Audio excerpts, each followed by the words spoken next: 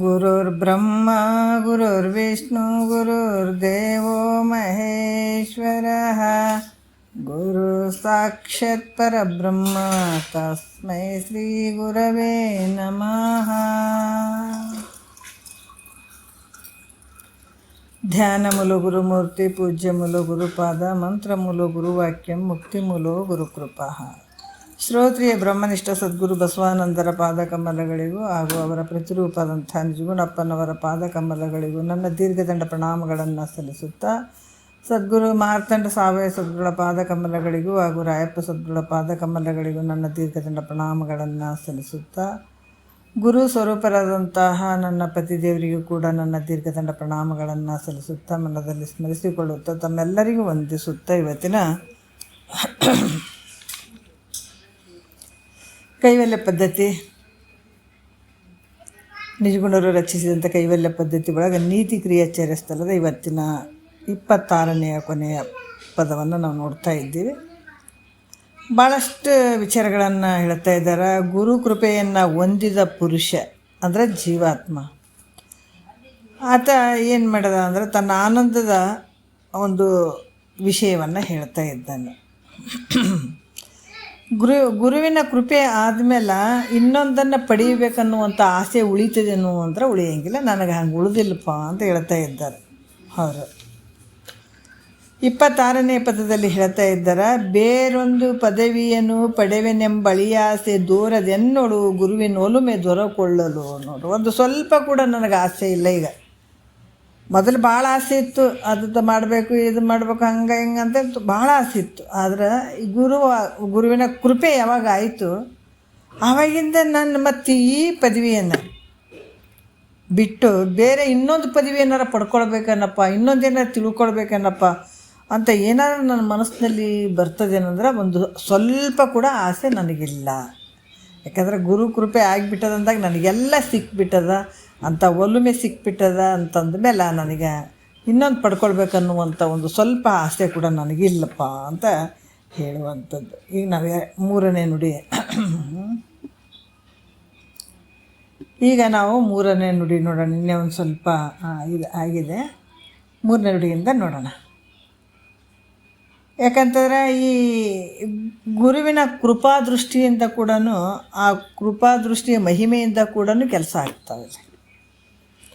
ಅದ್ರ ಬಗ್ಗೆ ಹೇಳ್ತಾರೆ 3ನೇ ನುಡಿಯಲ್ಲಿ ಹೇಳ್ತಾರೆ.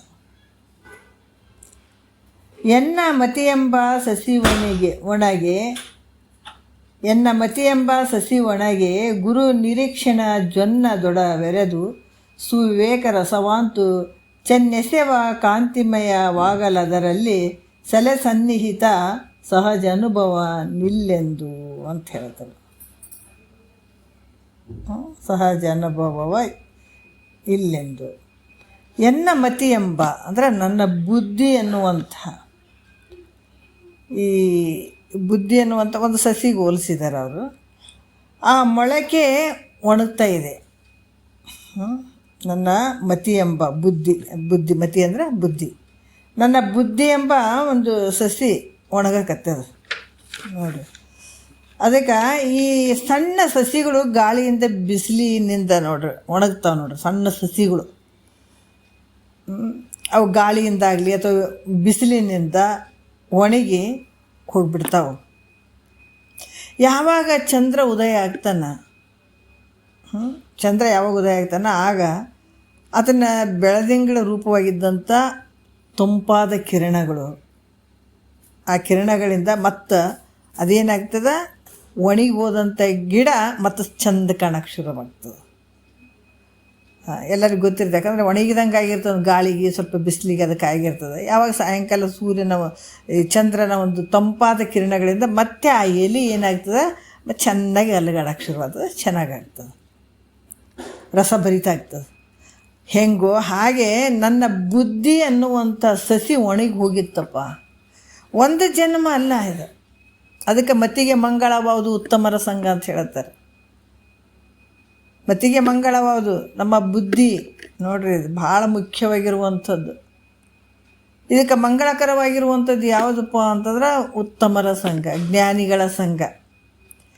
ಯಾಕೆ ಜನ್ಮ ಜನ್ಮಾಂತರದಿಂದ ಇಂಥ ಸಂಘಗಳು ನಮಗಾಗಿಲ್ಲ, ಆದ್ರೆ ನಾವು ಮತ್ತೆ ಹುಟ್ಟಿ ಬರ್ತಿರ್ಲಿಲ್ಲ. ಅದಕ್ಕೆ ಇಂಥ ಒಂದು ಬುದ್ಧಿ ಏನಾಗ್ಯದ, ಬುದ್ಧಿ ಅನ್ನುವಂಥ ಸಸಿ ಏನಾಗ್ಯದ, ಒಣಗಿ ಹೋಗ್ಯದ. ಯಾವಾಗ ನೋಡ್ರಿ, ಯಾವಾಗ ಸದ್ಗುರುನಾಥನ ಒಂದು ಕೃಪಾ ಕಟಾಕ್ಷ ಬೆಳದಿಂಗಳ, ಸದ್ಗುರುನಾಥ ಒಂದು ಕೃಪೆ, ಆತನ ಒಂದು ಒಲುಮೆ, ಕೃಪಾ ಕಟಾಕ್ಷ ಅನ್ನುವಂಥ ಬೆಳದಿಂಗಳು ಯಾವಾಗ ನನ್ನ ಮೇಲೆ ಬಿತ್ತು, ಆವಾಗ ನೋಡ್ರಿ ಸದ್ವಿವೇಕ ಅನ್ನುವಂಥ ರಸ ಉಳ್ಳದ್ದಾಯಿತು. ಎಲೆ ಹೆಂಗೆ ಒಣಗಿ ಹೋಗಬೇಕಾದಾಗ ಚಂದ್ರನ ತಂಪಾದ ಕಿರಣಗಳಿಂದ ಮತ್ತೆ ಅದು ಹೆಂಗೆ ಚಿಗುರ್ಕೊಂಡು ಚೆಂದ ಇಲ್ತದೋ, ಅದೇ ರೀತಿ ಕೂಡ ನನ್ನ ಬುದ್ಧಿ ಅನ್ನುವಂಥ ಸಸಿ ಒಣಗಿ ಹೋಗಿತ್ತು. ಯಾವಾಗ ಸದ್ಗುರುನಾಥನ ಒಂದು ಕೃಪಾ ಕಟಾಕ್ಷ ನನ್ನ ಮ್ಯಾಲೆ ಬಿತ್ತು ಅಂತಂದಾಗ ಆವಾಗ ನನ್ನ ಬುದ್ಧಿಯಲ್ಲಿ ಸದ್ವಿವೇಕ ಒಳಿತು ನೋಡಪ್ಪ. ಅದರ ಸದ್ವಿವೇಕ ಅನ್ನುವಂಥ ರಸ ನನ್ನಲ್ಲಿ ಉತ್ಪನ್ನ ಆಯಿತು. ಈ ಒಂದು ರಸದಿಂದ ಕೂಡಿ ಅದು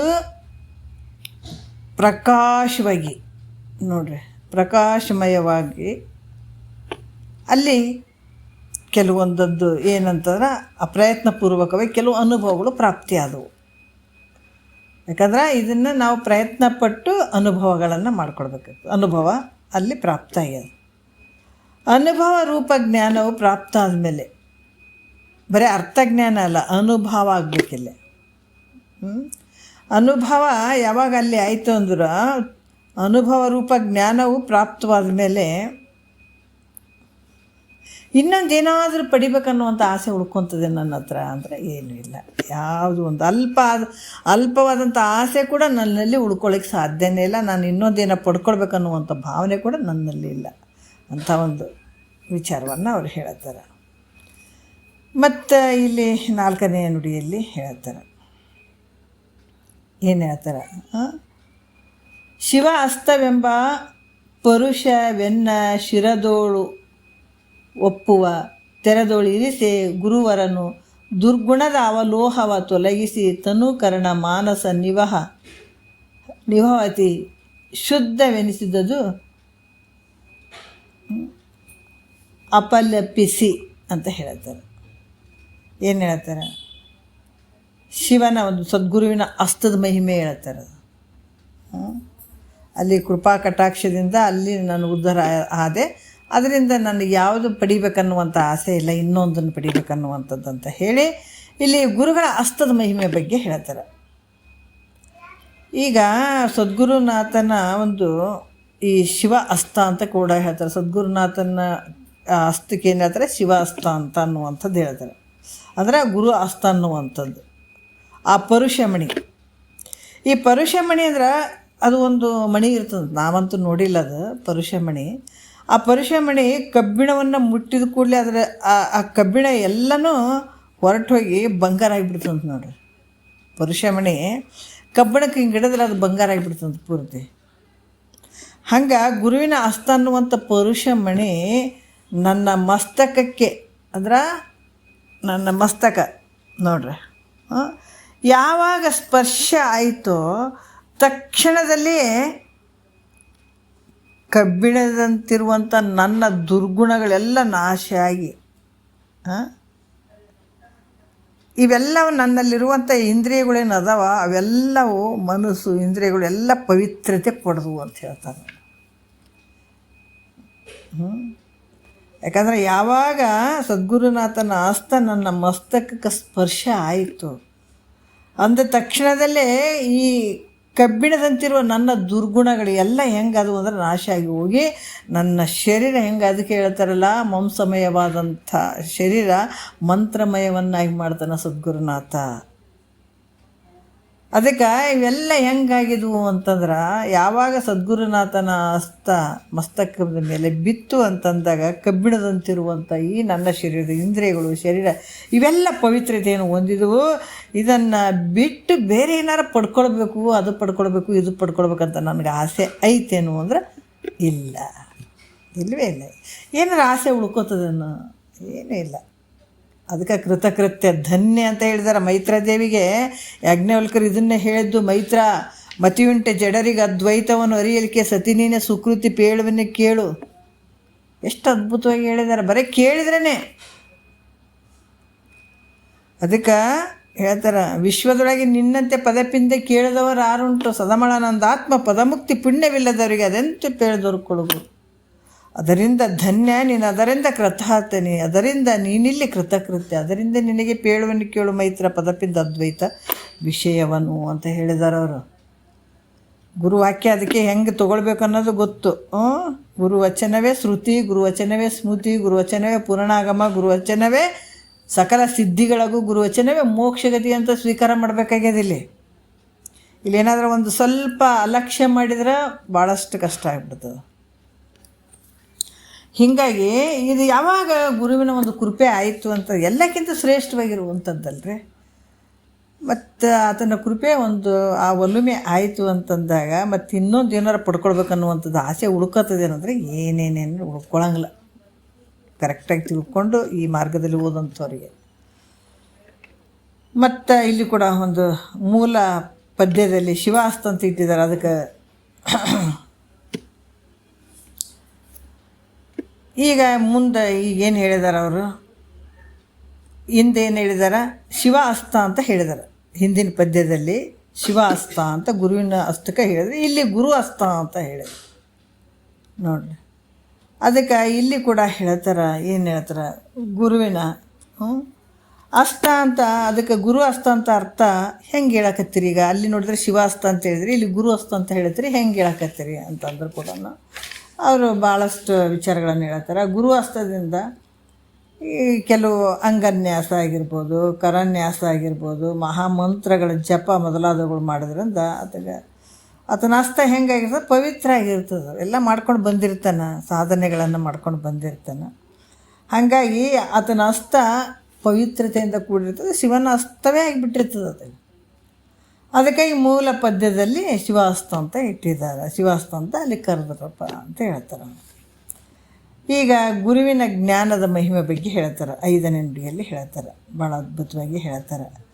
ಗುರುವರನ ಬೋಧೆ ಎಂಬ ಅಮೃತ ಧಾರೆಯೊಳೆನ್ನ ದುರಿತ ಸಂತಾಪಗಳ ಸಮುದಾಯ ಒಡಗಿ ಪರಮಾನಂದ ರಾಗವೆಡೆಗೊಂಡು ತೆಕ್ಕನೆ ತೀವಿ ಗುರು ಶಂಭುಲಿಂಗವಾದುದ ನೊಡಂಬಡದೆ ಅಂತ ಹೇಳ್ತಾರೆ ನೋಡ್ರಿ. ಏನು ಹೇಳ್ತಾರೆ, ಗುರುವರನ ಭಾಳ ಅದ್ಭುತವಾಗಿ ಹೇಳ್ತಾರೆ. ಏನು ಹೇಳ್ತಾರೆ, ಈ ಗುರುವರನ ಜ್ಞಾನದ ಮಹಿಮೆ ಬಗ್ಗೆ ಹೇಳ್ತಾರೆ ಅವರು. ಗುರುವರನ ಅಂದ್ರೆ ಆಚಾರ್ಯ ಶ್ರೇಷ್ಠನಂತ ಬ್ರಹ್ಮನಿಷ್ಠ ಸದ್ಗುರುಗಳು. ಆತನ ಬ್ರಹ್ಮೋಪದೇಶ ಅನ್ನುವಂಥದ್ದು ಭಾಳ ಶ್ರೇಷ್ಠವಾಗಿರುವಂಥದ್ದು. ನನ್ನ ದೇಹ, ನನ್ನ ಇಂದ್ರಿಯಗಳು, ಮನಸ್ಸು ಯಾವಾಗ ಪರಿಶುದ್ಧತೆ ಹೊಂದಿದ್ವು ಅನ್ನಲ್ಲಿರುವಂಥದ್ದು,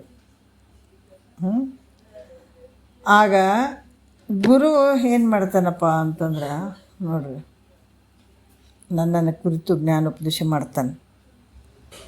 ಯಾವಾಗ ಗುರುವಿನ ಒಂದು ಕೃಪೆ ಆಯಿತು,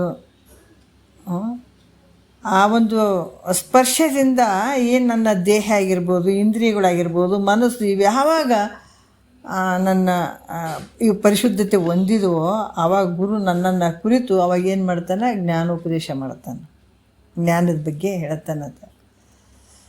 ಇಲ್ಲಿ ನೋಡ್ರಿ, ಎಲ್ಲ ಜನ್ಮಾಂತರ ಬಂದಿರುವಂಥ ಇದು ಅಜ್ಞಾನ ಅನ್ನುವಂಥದ್ದು ಏನು ದುಃಖಕ್ಕೆ ತೊಗೊಂಡು ಹೋಗ್ಯದಲ್ಲ, ಅದು ನಷ್ಟ ಆಗಿಬಿಡ್ತದೆ, ಸಂಪೂರ್ಣ ನಷ್ಟ ಆಗಿಬಿಡ್ತದೆ. ಅದಕ್ಕೆ ಜ್ಞಾನ ಅನ್ನುವಂಥ ಅಮೃತದ ಪ್ರವಾಹದಲ್ಲಿ ಈ ಇಂಥ ಒಂದು ಅಮೃತವಾದಂಥ ಪ್ರವಾಹದಲ್ಲಿ ಪಾಪಗಳನ್ನುವಂಥವು ಏನು ಇರ್ತಾವ, ಅದರಿಂದ ಆಗ್ತಕ್ಕಂಥ ಒಂದು ದುಃಖಗಳು ಏನು ಇರ್ತಾವ, ಅವೆಲ್ಲ ನಿವೃತ್ತಿ ಆಗಿಬಿಡ್ತಾವೆ, ಹೋಗಿಬಿಡ್ತಾವೆ. ಕೇವಲ ಆನಂದನೇ ಅಲ್ಲಿ ಇರುವಂಥದ್ದು, ಉಳಿದದ್ದು ಎಲ್ಲನೂ ಹೋಗ್ಬಿಡ್ತಾವೆ. ಯಾವ ದುಃಖನೂ ಇಲ್ಲ, ಯಾವ ಪಾಪದ ಫಲಗಳೂ ಇರಂಗಿಲ್ಲ, ಏನಿಲ್ಲ, ಎಲ್ಲ ಸುಟ್ಟು ಭಸ್ಮ ಆಗಿಬಿಡ್ತಾವೆ. ಅದೇ ರೀತಿ ಗುರುವಿನ ಜ್ಞಾನಾಮೃತವನ್ನು ಪಾನ ಮಾಡಿದ ಕೂಡಲೇ ಗುರುವಿನ ಜ್ಞಾನಾಮೃತವನ್ನು ಅಂಥ ಶಕ್ತಿ ಗುರುವಿನ ಹತ್ರ ಇರ್ತದೆ. ಆತನ ವಾಕ್ಯಗಳದಲ್ಲಿ ಅಷ್ಟು ಶಕ್ತಿ ಇರ್ತದೆ. ಈಗ ಬಂದೂಕ ಇರ್ತದೆ ನೋಡಿ, ಬರೀ ಬಂದೂಕಗಳನ್ನು ತೊಗೊಂಡು ಭಾಳಷ್ಟು ಗ್ರಂಥಗಳು ಅದಾವೆ. ನಾವು ನಡೆ ನುಡಿ ಇರ್ಲಾರ್ದ ಸದ್ಗುರುನಾಥನ ಹತ್ರ ಕೇಳಲಾರ್ದ ನಾವು ಹೆಂಗೆ ಮಾಡ್ತೀವಿ ಅಂದ್ರೆ ಆಗಂಗಿಲ್ಲ. ಯಾಕೆ ಅಲ್ಲಿ ತಾಕತ್ತು ಬೇಕು, ಶಕ್ತಿ ಬೇಕು, ನಡೆ ನುಡಿ ಒಂದಾಗಿರಬೇಕು. ಬರೀ ಗುಂಡುಗಳನ್ನು ತೊಗೊಂಡು ಕೇಸ್ ನಾವು ಹೋಗಿದ್ರೆ ಯಾವ ಪ್ರಾಣಿ ಪಕ್ಷಿಗಳು ಸಾಯಂಗಿಲ್ಲ. ಯಾವಾಗ ಅದೇ ಗುಂಡನ್ನು ಬಂದೂಕದಲ್ಲಿಟ್ಟು ಹೊಡೆದಾಗ ಸಾಯ್ತಾವಂತಂದಾಗ ಇವೇ ಒಂದು ತೇರಿಯಲ್ಲಿರುವಂಥ ಇವೇನು ವಾಕ್ಯಗಳು ಅದಾವ, ಅದೇ ಸದ್ಗುರುನಾಥನ ಒಂದು ಬಾಯಿಂದ ಬಂದಾಗ, ವಾಕ್ಯಗಳು ಅವರಿಂದ ಬಂದಾಗ ಅದು ನಮ್ಮ ಅಜ್ಞಾನ ಅನ್ನುವಂಥದ್ದನ್ನು ನಾಶ ಮಾಡ್ತದೆ. ಅಷ್ಟು ತಾಕತ್ತು ಆ ಒಂದು ಗುರುವಿನ ಒಂದು ವಾಣಿಗೆ ಇದೆ. ಅದಕ್ಕೆ ಇಂಥ ಒಂದು ಜ್ಞಾನಾಮೃತವನ್ನು ಪಾನ ಮಾಡಿದ ಕೂಡಲೇ ಸಂತಾಪಗಳು ಅಡಿಗೆ ಹೋಗ್ತಾವ. ಅದಕ್ಕೆ ಇನ್ನು ಏನೇನು ಬೇಕು ಜ್ಞಾನ ಆಗಬೇಕಾದ್ರೆ ಎಲ್ಲ ಹಿಂದೆ ಹೇಳ್ಕೊತ ಬಂದಿದ್ದಾರೆ ನೋಡ್ರಿ. ಸದ್ಗುರು ಹೆಂಗಿರಬೇಕು, ಶಿಷ್ಯ ಹೆಂಗಿರಬೇಕು, ಶಿಷ್ಯನೂ ಬಲಾಢ್ಯ ಆಗಿರಬೇಕು, ಅಥವಾ ಗುರುವೇ ಗತಿ ಅಂತ ಅನ್ನಬೇಕು, ಈತ ಕೂಡ ಒಲುಮೆಯಿಂದ ಶಿಷ್ಯನಿಗೆ ಹೇಳಬೇಕು, ಇವೆಲ್ಲ ನಡಿಬೇಕು. ಹಂಗಾದಾಗ ಮಾತ್ರ ಜ್ಞಾನ ಅನ್ನುವಂಥ ಒಂದು ತುಪ್ಪ ಆಗಕ್ಕೆ ಸಾಧ್ಯ ಆಗ್ತದೆ. ಹಂಗಾಗಿ ಇಲ್ಲಿ ಕೂಡ ಏನು ಹೇಳ್ತಾರೆ, ಈ ಸಂತಾಪಗಳು ಅಡಿಗೆ ಹೋಗಿ ಪರಬ್ರಹ್ಮ ಸ್ವರೂಪದಲ್ಲಿ ಏನಾಗ್ತದೆ, ಆ ಒಂದು ಸುಖಕ್ಕೆ ಕಾರಣವಾಗಿರುವಂಥ ಪರಮಾತ್ಮನೇ ನಾನು ಆಗುವಂಥವನ್ನ ಆಗ್ತದಲ್ಲಿ, ಪರಮಾತ್ಮ ನಾನಿದ್ದೀನಿ ಅನ್ನುವಂಥ ಭಾವ ದೃಢಾಗ್ತದಲ್ಲಿ. ಇಂಥ ಪರಬ್ರಹ್ಮ ಸ್ವರೂಪವೇ ನಾನು ಆಗಿರುವುದನ್ನು ಒಡಂಬಡದೆ ಬಿಟ್ಟು ಮತ್ತು ಅಜ್ಞಾನಿಗಳು ಅಂತ ಹೇಳ್ತಾರಲ್ಲ, ಎಲ್ಲ ಮಹಾವಾಕ್ಯಗಳಲ್ಲಿ ಕೂಡ ಇದನ್ನೇ ಹೇಳಿದ್ದು. ಒಂದು ಸೆಂಟೆನ್ಸ್ ಇಟ್ಬಿಟ್ಟಿದ್ದಾರೆ ನೋಡ್ರಿ. ಎಲ್ಲ ಒಂದು ವೇದಗಳಲ್ಲಿ ಮಹಾವಾಕ್ಯಗಳು 4 ಇಟ್ಟಿದ್ದಾರೆ. ತತ್ವಮಸಿ ವಾಕ್ಯ, ಅಹಂ ಬ್ರಹ್ಮಾಸ್ಮಿ, ಅಯಮಾತ್ಮ ಬ್ರಹ್ಮ, ಪ್ರಜ್ಞಾನಂ ಬ್ರಹ್ಮ ಅಂತ ಇಟ್ಟಿದ್ದಾರೆ. ಎಲ್ಲ ಹೇಳುವಂಥದ್ದು ನೀನು ಪರಬ್ರಹ್ಮ ಸ್ವರೂಪ ಅಂತಲೇ ಹೇಳುವಂಥದ್ದೇ. ಆದರೆ ನಾವು ಇದನ್ನು ತಿಳ್ಕೊಳ್ಳಾರ್ದು ಏನೇನೋ ಮಾಡೋಕ್ಕೆ ಹೋಗ್ತೀವಲ್ಲ, ಇದು ಅಜ್ಞಾನ. ಅದಕ್ಕೆ ಗುರುಗಳು ಇದ್ದಂಗೆ ಹೇಳಬೇಕಾಗ್ತದೆ. ಇದು ಸತ್ಯಾನುಭವ, ಇದು ಮಿಥ್ಯಾನುಭವ ಎಂದು ಒದವಿ ಬೋಧಿಪನೆ ಸದ್ಗುರು ಹಕ್ಕು. ಇಂಥ ಸತ್ಯ ವಿಚಾರಗಳನ್ನು ಆತ ಹೇಳಬೇಕು. ಗುರು ಶಿಷ್ಯ ಆದವು ಕೂಡ ಭಗವಂತ ಪರಮಾತ್ಮನೇ ಅಂತ ಗುರುವಿನ ಒಂದು ಸ್ವರೂಪ ಅಂತ ತಿಳ್ಕೊಂಡು, ಗುರುವಿನ ಸ್ವರೂಪ ಪರಮಾತ್ಮನ ಸ್ವರೂಪ ಅಂತಲೇ ತಿಳ್ಕೊಂಡು ಇದನ್ನು ಕೇಳಬೇಕಾಗ್ತದೆ. ಇಂಥ ಪರಬ್ರಹ್ಮ ಸ್ವರೂಪನೇ ನಾನು ಆಗಿದ್ದೀನಿ ಅನ್ನುವಂಥದ್ದನ್ನು ಬಿಟ್ಟು ಬೇರೆ ಏನಾದರೂ ಪಡ್ಕೊಳ್ಬೇಕಂತ ಆಸೆ ಬರ್ತದೇನೋ ಅಂತಂದ್ರೆ ಬರೋಂಗಿಲ್ಲ. ಒಂದು ವೇಳೆ ಈ ಬ್ರಹ್ಮಜ್ಞಾನ ಪಡ್ಕೊಂಡು ನಾನು ಬೇರೆದನ್ನು ಅಪೇಕ್ಷೆ ಪಡಕತ್ತೀನಿ ಅಂತಂದ್ರೆ ಅದು ಬ್ರಹ್ಮಜ್ಞಾನ ಆತಗೆ ಆಗಿಲ್ಲ ಅಂತ ತಿಳ್ಕೊಬೇಕು.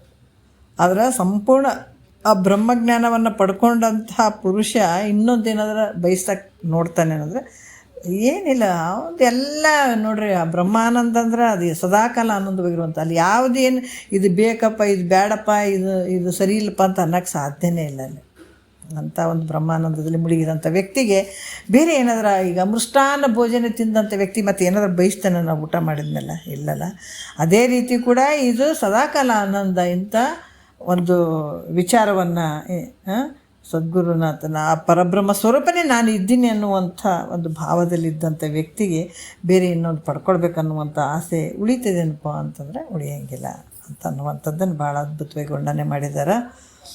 ಮತ್ತು ಇಲ್ಲಿ ನೀತಿ ಕ್ರಿಯಾಚರ್ಯ ಸ್ಥಳ ಇಲ್ಲಿ ಇವತ್ತಿಗೆ ಇದು ಮುಗೀತದ.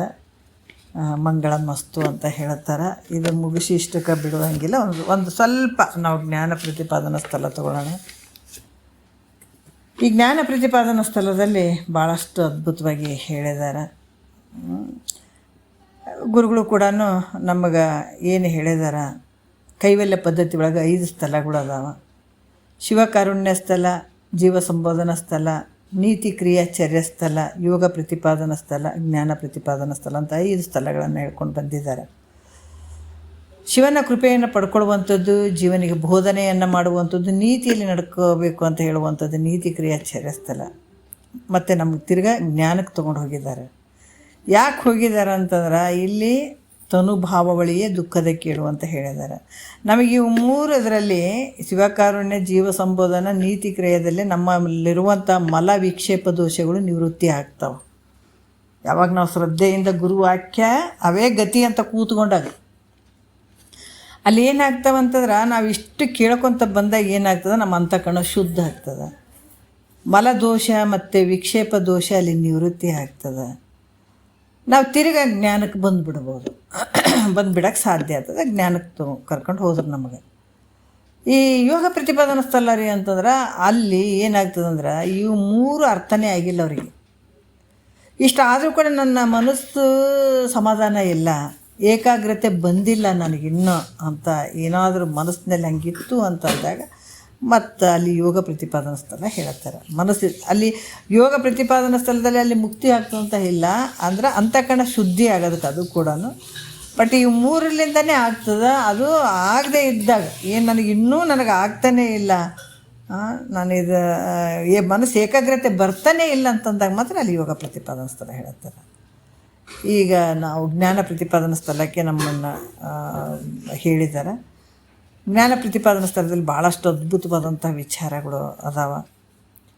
ಯಾಕಂತಂದ್ರೆ ಇಲ್ಲಿ ಒಂದನೇ ಒಂದು ಇದರಲ್ಲಿ ಕೈವಲ್ಯ ಪದ್ಧತಿ ಒಳಗೆ ಸ್ತ್ರೀ ಗುರು ವಚನೋಪದೇಶವನ್ನು ಆಲಿಸಿದಾಗಳ ಹೌದು ನರರಿಗೆ ಮುಕ್ತಿ ಅನ್ನುವಂಥ ವಿಚಾರಗಳನ್ನು ಅಲ್ಲಿ ಹೇಳ್ಕೊತ ಬಂದು ಇಲ್ಲಿ ಕೂಡ ಭಾಳಷ್ಟು ಅದ್ಭುತವಾಗಿ ಹೇಳ್ತಾರೆ. ಒಂದೊಂದು 5 ಸ್ಥಳಗಳಲ್ಲಿ ಇರುವಂಥ ಒಂದೊಂದು ನುಡಿಗಳು ಕೂಡ ಅಲ್ಲಿ ತುಂಬ ಅದ್ಭುತವಾಗಿ ಹೇಳಿದ್ದಾರೆ ಅವರು. ಯಾಕೆ ಶಿವಕಾರುಣ್ಯ ಸ್ಥಳದಲ್ಲಿ ಇರುವಂಥದ್ದು, ಯಾಕೆ ದುರಿತ ಕರ್ಮವನ್ನು ಅಲ್ಲದಿರು ಪುಣ್ಯವನ್ನೇ ಮಾಡು, ಹರ ನಡಿವಿಡಿ ಶಾಂತರೊಡನಾಡು, ಇವೆಲ್ಲ ಬಂದಿದೆ. ಶಿವಕಾರುಣ್ಯ ಫಸ್ಟ್ ಕೈವಲ್ಯ ಪದ್ಧತಿ ಶುರು ಮಾಡಬೇಕಾದಾಗ ಇವೆಲ್ಲ ವಿಚಾರಗಳು ಬಂದಿದ್ದಾವೆ. ಕರುಣವಿರಲಿ ಜೀವರುಳು ನೀತಿ ವಿಧನಾಗು ಪರ್ದಿದರನೆಂದು ಬೆಸೆಸುವ ಅನ್ನುವಂಥದ್ದಾಗಿರ್ಬೋದು. ಜೀವ ಸಂಬೋಧನಾ ಸ್ಥಳದಲ್ಲಿ ಇರುವಂಥ ವಿಚಾರಗಳನ್ನು ಹೇಳ್ತಾರೆ. ನಿಂದಿಸಿ ನುಡಿಯದಿರ ಆರನ್ನು ಮನಸ್ಸಿಗೆ ಬಂದಂತೆ ನಡೆಯದಿರಿ. ಅದಲ್ಲಿ ನೋಡಪ್ಪ ಜೀವಾತ್ಮನಿಗೆ ಬೋಧನೆ ಮಾಡ್ತಾರೆ. ನೀನು ಕೆಲವೊಂದು ವಿಚಾರಗಳನ್ನು ಸರಿ ಇಟ್ಕೊಳ್ಬೇಕಾಗ್ತದೆ, ಒಳ್ಳೆ ದಾರಿಗೆ ಬರಬೇಕಾಗ್ತದೆ, ಯಾರಿಗೆ ನಿಂದೆ ಮಾಡಬೇಡ ಅನ್ನುವಂಥ ವಿಚಾರವನ್ನು ಮನಸ್ಸಿಗೆ ಬಂದಂಗೆ ನಡ್ಕೊಳುವಂಗೆ ಇರಂಗಿಲ್ಲಪ್ಪ. ನಾನು ಹೆಂಗೆ ಬೇಕಂಗೆ ಜೀವನದಾಗ ಹುಟ್ಟಿ ಬಂದಿದ್ದೀನಿ ಅಂದ್ರೆ ಹೆಂಗೆ ಬೇಕಂಗೆ ನಾನು ಇರ್ತೀನಿ ಅನ್ನಂಗೆ ಇರಂಗಿಲ್ಲ. ಆದರೆ ಇಲ್ಲಿ ಒಂದು ಒಳ್ಳೆ ರೀತಿಯಿಂದ ನಡಿಬೇಕಾಗ್ತದೆ. ಕಾಮಾದಿಗಳನ್ನು ಜಯಿಸುವಂಥ ಜೀವಾತ್ಮನಿಗೆ ಬೋಧನೆಯನ್ನು ಮಾಡುವಂಥ ಜೀವನಿಗೆ ಬೋಧನೆ ಮಾಡುವಂಥದ್ದು ಜೀವ ಸಂಬೋಧನಾ ಸ್ಥಳ ಆಗಿರ್ತದೆ. ಮತ್ತು ಭವಮಾಲ್ಯ ಗಲಸು ಪುಸಿಯದಿರೆಡರು ಬಂದು ಕವಿಯಲಂಜದಿರು ಸಂಪದದಳು ತವೆಮದ ಒಳಿದಿರು ತತ್ವ ಸಂತತಿಯನ್ನು ವಿವರಿಸಿ ನೋಡೆಂದು ತಿಳುಪುವ. ಇದು ಕೂಡ ಭಾಳಷ್ಟು ಅದ್ಭುತವಾಗಿ ಇಲ್ಲಿ ಕೂಡ ಹೇಳ್ತಾರೆ. ನೀತಿ ಕ್ರಿಯಾಚಾರ್ಯ ಸ್ಥಳದ ವಿಚಾರಗಳನ್ನು ಕೂಡ ಇಲ್ಲಿ ಹೇಳ್ತಾರೆ. ಈ ರೀತಿ ಹೇಳ್ದಂಗೆ ನೀನು ನಡ್ಕೊಳ್ಳೋದು ಕಲಿ, ಆಚರಣೆಗೆ ತೊಗೊಂಬ, ಆ ಪ್ರಕಾರ ಇರು ಅಂತ ಅನ್ನುವಂಥದ್ದು ನೀತಿ ಕ್ರಿಯಾಚಾರ್ಯ ಸ್ಥಳದಲ್ಲಿ ಇರುವಂಥದ್ದು. ಮತ್ತು ಇಲ್ಲಿ ಕೂಡ ಬಳಸದಿರ ಅದ್ವೈತವನ್ನು ಬಾಹ್ಯದಲ್ಲಿ ನಿನ್ನೊಳಗೇಕೋ ಭಾವನೆಯೊಳಗೂಡು ತಿಳಿದು ಸಮಯ ನಿಷ್ಠಾಗಲಿ ವೇದವಿಧ ಭಕ್ತಿಗಳನ್ನು ಅಗಲದಿರೆಂದು ಉಸಿರುವ ಅನ್ನುವಂಥದ್ದು ಕೂಡ ಇಲ್ಲಿ ಪರಮಾತ್ಮನನ್ನು ಹೊರಗೆ ಹುಡ್ಕ್ಲಕ್ಕೆ ಹೋಗಬೇಡಪ್ಪ, ನಿನ್ನಲ್ಲೇ ಅದಾನ, ಅಥವಾ ಹೊರಗೆಲ್ಲೂ ಇಲ್ಲ. ಇದ್ದರೆ ನಿನ್ನ ಮನಸ್ಸು ಸಮಾಧಾನದಿಂದ ಇಲ್ಲ, ಚಿತ್ತ ಹೆಂಗದ ಚಂಚಲತ್ವದಿಂದ ಕೂಡಿದೆ ನೀನು. ಯಾಕಂದ್ರೆ ಆ ಚಿತ್ತ ಚಂಚಲತೆಯಿಂದ ಕೂಡಿದದಕ್ಕಾಗಿ ಪರಮಾತ್ಮ ನಿನ್ನೊಳಗೆ ತೋರ್ತಾ ಇಲ್ಲ ನೋಡ್ರಿ. ಯಾಕಂದ್ರೆ ಪರಮಾತ್ಮ ಯಾಕೆ ತೋರ್ತಾ ಇಲ್ಲ ಅಂದ್ರೆ ನಿನ್ನ ಮನಸ್ಸು ಚಂಚಲ, ಅದು ಚಂಚಲ ಇದ್ದದಕ್ಕಾಗಿ ಪರಮಾತ್ಮ ನಿನ್ನಲ್ಲಿ ತೋರ್ತಾ ಇಲ್ಲ. ಆ ಚಂಚಲ ಈಗ ನೀರು ಹಿಂಗೆ ಅಲಗಾಡ್ತಿತ್ತಂದ್ರೆ ಆ ತಳ ಕಾಣ್ತದೆ ಅನ್ನೋದ್ರೆ ಕಾಣಂಗಿಲ್ಲ. ಹಂಗೆ ನಿನ್ನ ಮನಸ್ಸು ಹೆಂಗದಂದ್ರೆ ಚಂಚಲತ್ವದಿಂದ ಕೂಡ್ಯದ, ಅದಕ್ಕೆ ಭಗವಂತ ಕಾಣ್ತಿಲ್ಲ. ಅದರಿಂದ ನಿನ್ನ ಮನಸ್ಸನ್ನು ಏಕಾಗ್ರತೆ ಮಾಡ್ಕೋ ಅನ್ನುವಂಥದ್ದು ಯೋಗ ಸ್ಥಳಕ್ಕೆ ಸಂಬಂಧಪಟ್ಟಂಥ ವಿಚಾರವನ್ನು ಇಲ್ಲಿ ಹೇಳುವಂಥದ್ದು. ಮತ್ತು ಜ್ಞಾನಕ್ಕೆ ಸಂಬಂಧಪಟ್ಟದ್ದು ಯಾವುದಪ್ಪ ಅಂದ್ರೆ ನಾನು ಯಾರಿದ್ದೇನೆ, ಭಾಳಷ್ಟು ವಿಚಾರಗಳನ್ನು ಇದನ್ನು ಇದನ್ನು ಅಷ್ಟು ಪ್ರಾಮುಖ್ಯತೆ ಕೊಡ್ತಾರೆ ಅಂತಂದ್ರೆ ನೋಡ್ರಿ, ನಾ ಮೊದಲೇ ಕೆಲವು ವಿಚಾರಗಳು ಹೇಳ್ಕೊಂತ ಬಂದದ. ಕೃತಯುಗ, ತ್ರೈತಾಯುಗ, ದ್ವಾಪರ ಯುಗ, ಕಲಿಯುಗ ಅಂತ 4 ಯುಗಗಳದಾವಲ್ಲ, ಅಲ್ಲಿಂದನೂ ಬಂದಂಥ ಇದು ವಿಚಾರಗಳಿವು. ಆ ದೇವತೆಗಳಿಗೂ ಕೂಡ ಈ ಮಾಯೆ ಅನ್ನುವಂಥ ಮುಸುಗಿಬಿಟ್ಟು ಅವು ಕೂಡ ನೀವು ತಿಳ್ಕೊಳಕ್ಕೆ ಅವಕಾಶ ಆಗಿಲ್ಲ ಅವಕ್ಕೆ. ಅವರು ಕೂಡ ಅವ್ರದ್ದು ಸ್ವರಾಜ್ಯ, ಯಾಕಂತಂದ್ರೆ ಅವ್ರ ರಾಜ್ಯವನ್ನು ಕಬಳಿಸ್ಬೇಕು, ಇದನ್ನು ಮಾಡಬೇಕು, ಅದನ್ನು ಮಾಡಬೇಕು, ಇನ್ನೊಬ್ಬರಿಗೆ ತೊಂದರೆ ಕೊಡಬೇಕು, ಇದ್ರಾಗ ಅಸುರರು ದೇವತೆಗಳು ಇದ್ರಾಗ ಹೋಗ್ಬಿಟ್ಟವು. ಅದಕ್ಕೆ ಇಲ್ಲಿ ಕೂಡ ಏನು ಹೇಳ್ತಾರೆ, ಇಂಥ ಮುಕ್ತಿಯನ್ನು ಪಡ್ಕೊಳ್ಳೋದು, ಈ ಜ್ಞಾನವನ್ನು ಪಡ್ಕೊಳ್ಳೋದು, ನಾನು ಯಾರಿದ್ದೀನಿ ಅನ್ನುವಂಥ ತಿಳ್ಕೊಳ್ಳುವಂಥ ಈ ಜ್ಞಾನ ಮನುಷ್ಯನಿಗೆ ಮಾತ್ರ ಸಾಧ್ಯ ಐತಪ್ಪ. ಅದಕ್ಕಿಂತ ಜ್ಞಾನವನ್ನು ನೀನು ಪಡ್ಕೊಳ್ಳೋದೇ ಇದ್ರೆ ಶ್ರೀಕೃಷ್ಣ ಪರಮಾತ್ಮ ನೋಡ್ರಿ, ಭಗವಂತನ ಅವತಾರಗಳು. ಯಾಕಂದ್ರೆ ಮನುಷ್ಯನ ಶರೀರಕ್ಕೆ ಬಂದ ಮೇಲೆ ಅವರು ಮಾಯೆಗೆ ಒಳಗಾಗಿಬಿಟ್ರು. ಶರೀರ ಬಂದ ಮೇಲೆ ಶ್ರೀಕೃಷ್ಣ ಪರಮಾತ್ಮ, ಶ್ರೀರಾಮಚಂದ್ರ ಆಗಿರ್ಬೋದು, ಸಾಂದೀಪ ಗುರುಗಳಾಗಿರ್ಬೋದು, ನಾರದ ಮಹರ್ಷಿಗಳಾಗಿರ್ಬೋದು, ನಾವೇ ನೋಡಿದಾಗ ನಿಜಗುಂಡ್ರು ಆಗಿರ್ಬೋದು, ಸಿದ್ಧಾರೂಢರಾಗಿರ್ಬೋದು, ಇವ್ರೇನು ಕಡಿಮೆ ಶಂಕರಾಚಾರ್ಯರಾಗಿರ್ಬೋದು, ಇವರು ಕಡಿಮೆ ಇದ್ರೇನು ಅಂತಾರೆ, ಜಗತ್ತನ್ನು ಉದ್ಧಾರ ಮಾಡೋಕ್ಕೆ ಬಂದಂಥ ಮಹಾತ್ಮರುಗಳು ಇವರು. ಮತ್ತು ನಮಗೆ ಕಷ್ಟ ಐತೆ ಅಂತ ಹಂಗೆ ಕೂತ್ಕೊಂತ್ರ ಈ ಜಗತ್ತಿನೊಳಗೆ ಎಷ್ಟೋ ಜೀವಿಗಳು ಕಷ್ಟ ಆಯ್ತಪ್ಪ ನನಗಂತೇಳಿ ಹಂಗೆ ಆ ಕಷ್ಟದಲ್ಲೇ ಅವರು ಮುಳುಗಿ ಬಿಡ್ತಾರೆ ಅನ್ನುವಂಥ ಒಂದು ಉದ್ದೇಶದಿಂದ ಅವರು ನಮಗೆ ಆದರ್ಶವಾಗಿ ಕೆಲವು ವಿಚಾರಗಳನ್ನು ತೋರಿಸಿದರು. ಯಾವ ನದಿ ಯಾವ ರೀತಿಯಾಗಿ ಏನೇ ತಗ್ಗಿರಲಿ ದಿಬ್ಬಿರಲಿ ಏನೇ ಕಲ್ಲು ಮುಳ್ಳು ಏನಿದ್ರು ಕೂಡ ರಭಸವಾಗಿ ಎಲ್ಲಿಂದ ಬಂತು ಅಲ್ಲಿಗೆ ಅದು ತಲುಪಕ್ಕೆ ಹೆಂಗೆ ಹೋಗ್ತದೋ ಅದೇ ರೀತಿ ಕೂಡ ನಮ್ಮ ಪ್ರಾರಬ್ಧದಲ್ಲಿ ಕಷ್ಟ ಸುಖ ನೋವು ನಲಿವೆಲ್ಲ ಬರ್ತಾವೆ. ಅದನ್ನು ಮೀರಿ ನಾವು ಅಂಥ ಒಂದು ಗುರಿಯನ್ನು ತಲುಪಬೇಕು. ನಾನು ಯಾರಿದ್ದೀನಿ ಅಂತ ತಿಳ್ಕೊಳ್ಳೋಕೆ ಪ್ರಯತ್ನ ಮಾಡಲೇಬೇಕನ್ನುವಂಥದ್ದು ಮಹಾತ್ಮರು ಹಲವಾರು ನಮಗೆ ದಾರಿ ತೋರಿಸಿದ್ದಾರೆ. ನಿಜಗುಂಡ್ರು ನೋಡ್ಬೋದು, ನಾವು ಸಿದ್ಧಾರೂಢರು ನೋಡ್ಬೋದು, ಭಾಳಷ್ಟು ಮಹಾತ್ಮರನ್ನು ನೋಡ್ಬೋದು. ಅವ್ರು ಬಂದಂಥ ದಾರಿಗಳು ಸುಲಭ ಐತೆ ಅನ್ನೋದು. ನಾವು ಇಷ್ಟ ಅಂದಗಳನ್ನು ನಾವು ಹಿಮ್ಮುಖ ಆಗಿಬಿಡ್ತೀವಿ, ಬೇಡಪ್ಪ ನಮ್ಗೆ ಚಿಂತೆ ಆಗ್ಯದ ಇದನ್ನು ಕೇಳಿ ಏನು ಮಾಡೋದು ಅನ್ನುವಂಥದ್ದು. ಅವ್ರು ಹಿಮ್ಮುಖ ಆಗಲಿಲ್ಲ, ಏನೇ ಇದ್ದರೂ ಕೂಡ ಅವ್ರು ಮುನ್ನಡೆದ್ರು ಅವರು. ಹಾಗಾಗಿ ಇಲ್ಲಿ ಕೂಡ ಇಂಥ ಜ್ಞಾನವನ್ನು ಪಡ್ಕೊಳ್ಬೇಕಾದಂಥದ್ದು. ನಾನು ಯಾರಿದ್ದೀನಿ, ಇದು ನಮ್ಮ ಪುರಾಣ ಅಂತ ಹೇಳ್ತಾರೆ, ನನ್ನ ಪುರಾಣ, ಬೇರೆಯವ್ರ ಪುರಾಣ ಅಲ್ಲ. ಬೇರೆಯವ್ರ ಪುರಾಣನೇ ಭಾಳ ದಿವಸದಿಂದ ಕೇಳ್ಕೊತ ಬಂದಿದ್ದೀವಿ, ಆದರೆ ಇದು ನನ್ನ ಪುರಾಣ. ನಾನು ಯಾರಿದ್ದೀನಿ, ಅಪ್ಪ ಅಮ್ಮ ಇಡೋದಕ್ಕಿಂತ ಮುಂಚೆ ನಾನು ಯಾರಿದ್ದೆ, ಹುಟ್ಟಿದ ಕೂಸು ಅಂತ ಹೇಳಿದ್ದೀವಿ ಹೊರತಾಗಿ ಯಾರು ಅಂತ ಗೊತ್ತೇ ಇಲ್ಲ, ಹೌದಲ್ಲ? ಹಾಗಾಗಿ ಯಾರು ನಾನು ಅನ್ನುವಂಥದ್ದು ತಿಳ್ಕೊಳ್ಳುವಂಥದ್ದು ಭಾಳ ಮುಖ್ಯ. ಆರು ನಾನೆಂದು ವಿಚಾರಿಸು, ವಿಷಮ ಸಂಸಾರವಿದನ್ನು ಕನಸು ಅಂತ ತಿಳ್ಕೊ. ಈ ಕನಸಿದ್ದಂಗೆ ಅದು ಈ ಸಂಸಾರ ಅನ್ನುವಂಥದ್ದು ಒಂದೇ ಸಮಯದಲ್ಲಿ ಇದ್ದಂಗೆ ಇರೋಂಗಿಲ್ಲ, ಇದು ಬದಲಾವಣೆ ಆಗ್ತಾ ಇರ್ತದೆ ಇದು. ಯಾಕಂದ್ರೆ ಇದು ಇವತ್ತು ಹಿಂಗೈತಪ್ಪ ನಾಳೆ ನಾನು ಹಂಗೆ ಇರ್ತೀನಿ ಅಂತ ಹೇಳುವಂಗಿಲ್ಲ. ಒಂದು ಸಲ ಸುಖ ಅನ್ನಿಸ್ತದೆ, ಒಂದು ಸಲ ದುಃಖ ಅನ್ನಿಸ್ತದೆ. ಅದಕ್ಕೆ ಈ ರೀತಿಯಾಗಿ ಇದು ಹೆಂಗೆ ಐತಪ್ಪ ಅಂದ್ರೆ ವಿಷಮ ಸಂಸಾರ, ಇದು ಹೆಂಗದ ಕನಸು ಅಂತ ತಿಳ್ಕೊ ಅಂತ ಹೇಳ್ತಾರೆ ಈ ಜ್ಞಾನ ಪ್ರತಿಪಾದನಾ ಸ್ಥಳದಲ್ಲಿ. ಯಾವಾಗ ಕನಸಿನಲ್ಲಿ ಕಾಣುವಂಥ ವ್ಯಕ್ತಿ ಆ ಕನಸನ್ನು ಸತ್ಯ ಅಂತ ಅಂದ್ಕೊಂಡಿರ್ತಾನ, ಯಾವಾಗ ಜಾಗೃತ ಬಂದಗಳನ್ನು ಅದು ಸುಳ್ಳು ಅನ್ಸ್ಕೊಳತ್ತಾನ, ಅದೇ ರೀತಿ ಕೂಡ ನೀನು ಜಾಗೃತ ಪ್ರಪಂಚದಲ್ಲಿ ಇದೆಲ್ಲ ವ್ಯವಹಾರ ಏನು ಮಾಡಕತ್ತಿದೆಯಲ್ಲ ಇದು ಕೂಡ ಸುಳ್ಳದ. ಯಾವಾಗ ಸುಳ್ಳು ಅನ್ನಿಸ್ತದಂದ್ರೆ ಇದು ನಿದ್ರೆ ಒಳಗೆ ಎಚ್ಚರ ಆದಮೇಲೆ ನಾವು ಜಾಗೃತ ಬಂದಮೇಲೆ ಕನಸು ಮಿಥ್ಯ ಅಂತ ಅನಿಸ್ಕೊಳ್ತದೆ, ಅದು ಆಟೋಮೆಟಿಕ್ ನಡೀತದೆ ನಮ್ಮಲ್ಲಿ. ಆದ್ರೆ ಈ ಜಾಗೃತ ಪ್ರಪಂಚ ನಮಗೆ ಸುಳ್ಳು ಅಂತ ಗೊತ್ತಾಗಬೇಕು. ಆರು ನಾನೆಂದು ವಿಚಾರಿಸು ವಿಷಮ ಸಂಸಾರ, ಇದು ಕನಸು ಅಂತ ತಿಳ್ಕೊಡ್ರಿ ಅಂತ ಹೇಳಿದ್ದಾರೆ. ಸಂಸಾರ ಅಂದ್ರೆ ಜನನ ಮರಣ ರೋಗ ರುಜಿನ ಹೆಂಡತಿ ಮಕ್ಕಳು ಜಗತ್ತು ಇದೆಲ್ಲ ಬಂತು ಇದರಲ್ಲಿ. ಅದಕ್ಕೆ ಇದು ನಮಗೆ ಸುಳ್ಳು ಆಗಬೇಕಾಗಿರೋದ್ರೆ ಇದು ಸುಮ್ಮನೆ ಸುಳ್ಳು ಆಗಂಗಿಲ್ಲ. ಮತ್ತು ಸುಳ್ಳು ಆಗಲಿಲ್ಲ ಅಂತಂದರೆ ಜನ್ಮಾಂತರ ಮತ್ತು ಶರೀರ ಒತ್ಕೊಂಡು ಬರಬೇಕು, ಇದು ಪನಿಷ್ಮೆಂಟ್, ಇದು ಶಿಕ್ಷೆ. ಮತ್ತು ನಾವು ಇದರಿಂದ ನಾವು ಎಚ್ಚರಿಕೆ ಆಗಿವೇನು ಅಂದರೆ ನಿಜವಾಗಿ ನಾವು ಎಚ್ಚರಿಕೆ ಆಗಿಲ್ಲ. ನಾವು ಮಲಗಿದವರೇ ಇದ್ದೀವಿ. ನಾವು ಎಷ್ಟು ಜನ್ಮ ಹುಟ್ಟಿ ಬಂದೀವಿ ಅಂದರೂ ಕೂಡ ನಾವು ಎಚ್ಚರಿಕೆ ಆಗಿಲ್ಲ. ಈಗ ನಾವು ಜಾಗೃತಿ ಬರಬೇಕಾಗ್ಯದ, ನಾವು ಎಚ್ಚರಿಕೆ ಆಗಬೇಕಾಗ್ಯದ ಅಂತ ಆನಂದವನ್ನು ಪಡ್ಕೊಳ್ಬೇಕಾಗ್ಯದ ಅಂತಂದಾಗ ನಾವು ಸದ್ಗುರುವಿನ ವಾಕ್ಯಗಳನ್ನೇ ಮಾತ್ರ ಕೇಳಬೇಕು. ನಾವು ಯಾವಾಗ ಸದ್ಗುರುಗಳ ವಾಕ್ಯಗಳನ್ನು ನಾವು ಕೇಳ್ತಾ ಆವಾಗ ನಮ್ಗೆ ಎಚ್ಚರಿಕೆ ಆಗ್ತದ. ಯಾವಾಗ ನಮಗೆ ನಿಜದ ಎಚ್ಚರಿಕೆ ಆಯಿತು ಅಂತಂದಾಗ ಈ ಜಾಗೃತಿ ಸುಳ್ಳಾಗ್ತದೆ. ನಾವು ಮಾಡುವಂಥದ್ದು ಹುಟ್ತೀನಿ ಅನ್ನುವಂಥದ್ದು, ಸಾಯ್ತೀನಿ ಅನ್ನುವಂಥದ್ದು, ಇದು ರೋಗ ರುಜಿನ, ಈ ಜಗತ್ತು, ಈ ವ್ಯವಹಾರ, ಈ ಕಷ್ಟ ನೋವು ನಲಿ, ಇವೆಲ್ಲ ಕನಸು ಹೆಂಗೆ ಸುಳ್ಳು ಅಂತ ಮಿಥ್ಯ ಅಂತ ನಾವು ಅನ್ಕೊಂಡ್ಬಿಡ್ತೀವಿ ಜಾಗೃತಿ ಬಂದಾಗ. ಅದೇ ರೀತಿ ಕೂಡ ನೀನೇನು ದಮ್ಮುಗಟ್ಟಂಗೆ ಮಾಡ್ತೀಯಲ್ಲ, 84 ಲಕ್ಷ ಜೀವರಾಶಿಯಿಂದ ಇವೆಲ್ಲ ಶರೀರಗಳನ್ನು ಒತ್ಕೊಂಡು ಬಂದು ದಮ್ಮುಗಟ್ಟಿದೆ. ಆದರೂ ಕೂಡ ನಿನಗೆ ಬೇಸರಿಕಿಲ್ಲಲ್ಲ, ಬೇಸರಿಕೆ ಬಂತು ನಿನಗೆ. ಎಷ್ಟು ಜನ್ಮಗಳಿಂದ ನಾನು ಇಂಥ ಶರೀರವನ್ನು ಒತ್ಕೊಂಡು ಬರಲಿ ಅನ್ನುವಂಥ ಬೇಸರಿಕೆ ನಿನಗೆ ಬಂತು ಅಂದ್ರೆ ದೊಡ್ಡ ಪುಣ್ಯ ಅಂತ ಅಂತಾರೆ ಮಹಾತ್ಮರು. ಅದಕ್ಕೆ ದೊಡ್ಡ ಪುಣ್ಯ. ಮತ್ತು ಇನ್ನು ಬೇಸರಿಕೆನೇ ಇರಲಿಲ್ಲ ಅಂತಂದ್ರೆ ನಡಿ ಇನ್ನೂ ಎಷ್ಟು ಶರೀರಗಳು ಅದಾವೇನೋ ಅಂತಾರೆ.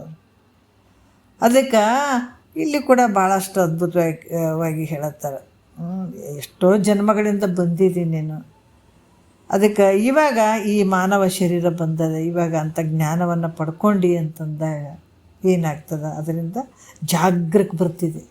ಒಂದು ಸಲ ಜಾಗೃತಿ ಬಂದು ಒಂದು ಸಲ ನಿನಗೆ ಜಾಗ್ರ ಆಯಿತು ಅಂದ್ರೆ ಮತ್ತಿನ್ನೆಂದು ನಿನಗೆ ಇದು ಮುಸುಗಂಗ್ಲೆ, ಏನು ಈ ಕತ್ತಲು ಆವರಣ ಈ ಕನಸು ಯಾವುದು ಮತ್ತೆ ಮುಸುಕಂಗಿಲ್ಲ. ಒಂದು ಸಲ ನೀನು ಎಚ್ಚರಿಕೆ ಆಗಿಬಿಟ್ರೆ ಗುರು ವಾಕ್ಯದಿಂದಲೇ ಎಚ್ಚರಿಕೆ ಆಗೋಕ್ಕೆ ಸಾಧ್ಯ. ಮತ್ತು ನಾವು ಬುಕ್ಕಿಗೆ ಓದ್ಕೊಂಡು ಆಗ್ತೀವಂತಲ್ಲ, ನಾವು ನಾವೇ ತಿಳ್ಕೊಂಡು ಆಗ್ತೀವಂತಲ್ಲ, ಅವು ಅನರ್ಥ ಆಗ್ತಾವೆ. ಅದಕ್ಕೆ ನಮ್ಗೆ ಜಗತ್ತಿನ ಒಳಗೆ ನಾವು ಯಾವ ಕಡೆ ನೋಡ್ಬೇಕು, ಎತ್ತ ಕಡೆ ನೋಡ್ಬೇಕಂದ್ರೆ ಮಹಾತ್ಮರ ಕಡೆ ನೋಡ್ಬೇಕು.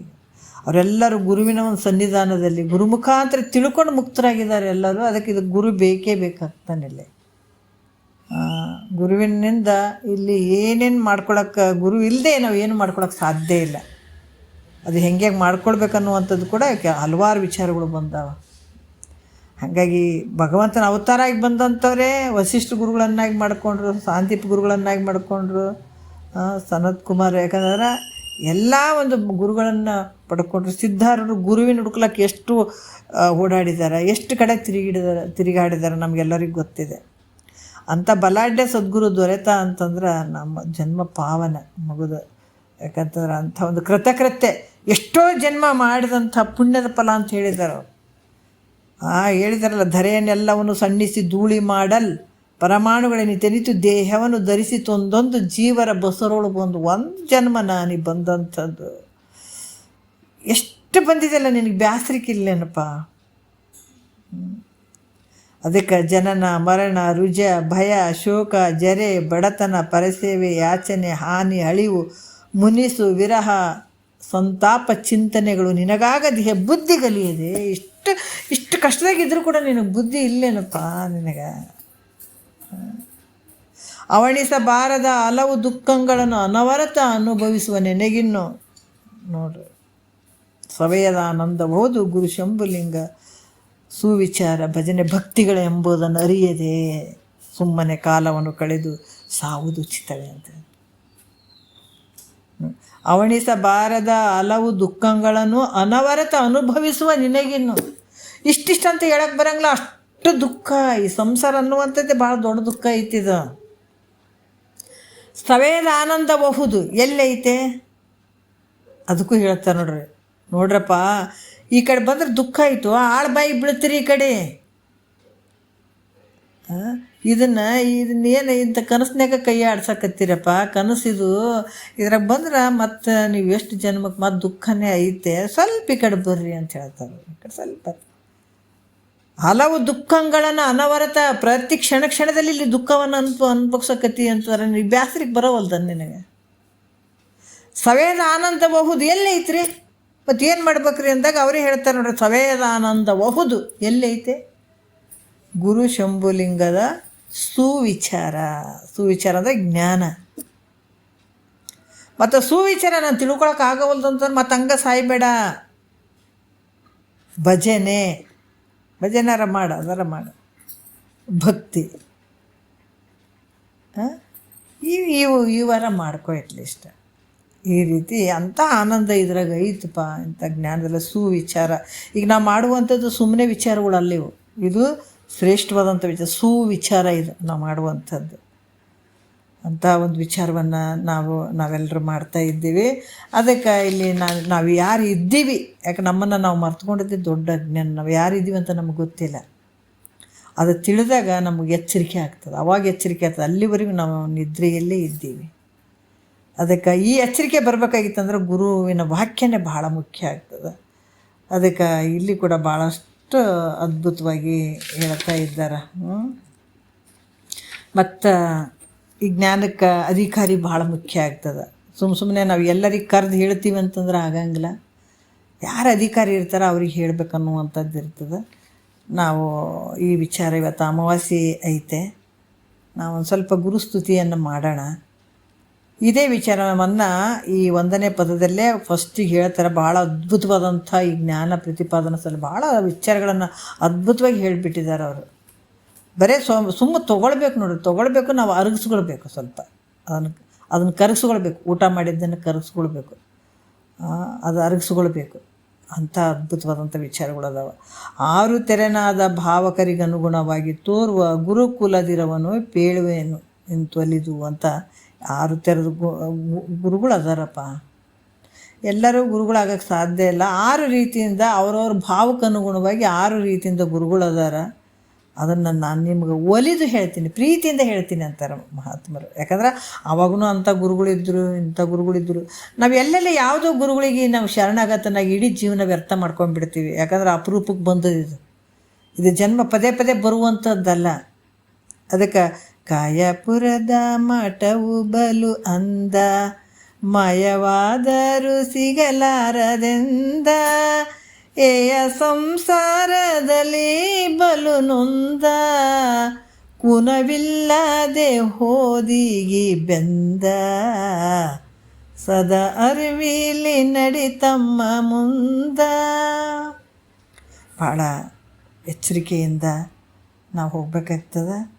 ಅದಕ್ಕೆ ನಿಜಗುಂಡ್ರು ಕೂಡ ಹೇಳಿದ್ದಾರೆ, ಗುರುಗಳು ಅಂದರೆ ಎಷ್ಟು ಜನ ಇರ್ತಾರೆ, ನಾವು ಯಾರನ್ನು ಗುರುಗಳನ್ನಾಗಿ ಪಡ್ಕೊಳ್ಬೇಕು, ಅವರಿಂದ ನಮಗೇನು ನಾವು ಯಾವ ರೀತಿ ಉದ್ಧಾರ ಆಗಬೇಕು ಅನ್ನುವಂಥದ್ದು. ಎಷ್ಟು ಮಂದಿ ಗುರುಗಳು ಇರ್ತಾರೆ, ಆ ಗುರುಗಳಲ್ಲಿ ಶ್ರೇಷ್ಠವಾದಂಥ ಸದ್ಗುರು ಯಾರು ಅನ್ನುವಂಥದ್ದನ್ನು ನಾಳೆ ವಿಷಯದಲ್ಲಿ ನೋಡೋಣ. ಭಾಳಷ್ಟು ಅದ್ಭುತವಾಗಿ ನಿಜಗುಂಡ್ರು ತಿಳಿಸಿದ್ದಾರೆ. ಇದನ್ನು ಯಾರು ಕೇಳ್ತಾರೆ ಅವರೆಲ್ಲ ಧನ್ಯರೇ ಅಂತ ಹೇಳಬೇಕು. ಮತ್ತು ಭಾಳ ಜನರಿಗೆ ಇದು ಅವಕಾಶ ಇರೋಂಗಿಲ್ಲ. ಎಷ್ಟೋ ಜನ ನಮ್ಗೆ ನಿಜವಾಗಿ ಇದನ್ನು ನೆನಪು ಬರ್ತದೆ. ಶಂಭುಲಿಂಗನ ಬೆಟ್ಟದಲ್ಲೇ ಇವಾಗ ಈ ಥರ ಫೋನ್ಗಳು ಇರಲಿಲ್ಲ. ಈ ಥರ ಫೋನ್ಗಳಿದ್ದರೆ ನಿಜವಾಗಿ ಆ ಶಂಭುಲಿಂಗನ ಬೆಟ್ಟದ ಸುತ್ತಮುತ್ತ ಇರುವಂಥ ಜನರಿಗೆ ನಾವು ಇವತ್ತು ಹೇಳ್ಬೋದಾಗಿತ್ತು. ಆ ಸಂದರ್ಭದಲ್ಲಿ ಇರಲಿಲ್ಲ ಫೋನ್ಗಳು.